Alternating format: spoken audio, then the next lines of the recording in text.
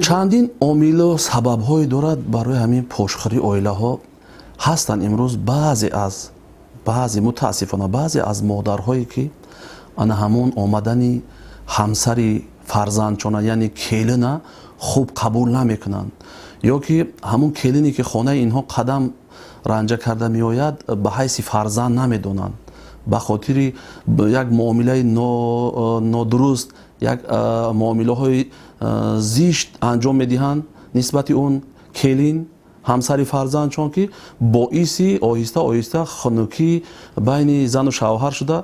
همین معامله نادرستی بعضی از مادرها رفته به پشتخواری اویله ها میرسد که از نگاه قرآن و سنت البته وقتی که پسر بچه ازدواج میکند در نکاحش میاندازد همسر، البته باید که همسر چی جای خوابش، چی خوراکش، چی از جهت معامله همه بر ذمه همین جوان مرد هست.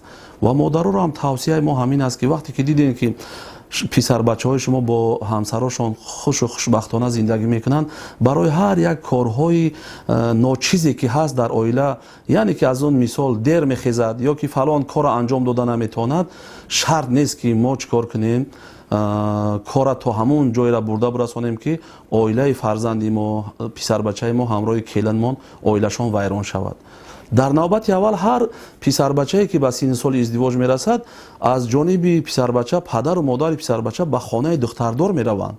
این معمولی است. یگان دختردار به خانه پسردار نمیآید که تو بیا دختر مرا کلان کن. یعنی که ما پسردارها رفته چیکار میکنیم؟ دستا پیشی بر وعده میکنیم که برادر همین دختر را نامزدیش ما قبول میکنیم برای پسر بچه‌مون، این دختری تو به حیث دختر خانه ما قدم را انجام میکند. گفته ما در بسیار همین بحث های اویلوی اشتراک میکنیم. از طرف دختردارها همین چیز بیان میشود که بابای داملو همین ها آمده بودن، همین خیلی وعده ها کرده بودن که همین دختری تو در خانه ما به حیث دختر میرود، یعنی که قدم را انجام میکند. چه خیلی که دختر خودمون احترام میکنیم، قدردانی میکنیم، دختر شما هم همون احترام خدا خواهد صاحب میشود. گفته وعده میکنیم، یعنی که ارزنده نیست وقتی که یک کمبودی که از جانب کلین صادر شود یا یک کاری را خوب انجام داده نتواند، ما در چیکار کنیم؟ فرزندمون شرط بگذاریم که یا مرا اختیار میکنی یا همسرتا، یعنی که ما فرزندمون مجبور میکنیم که چیکار کند؟ اویله‌ش پاش خورد، کار تا به طلاق رفته برسد.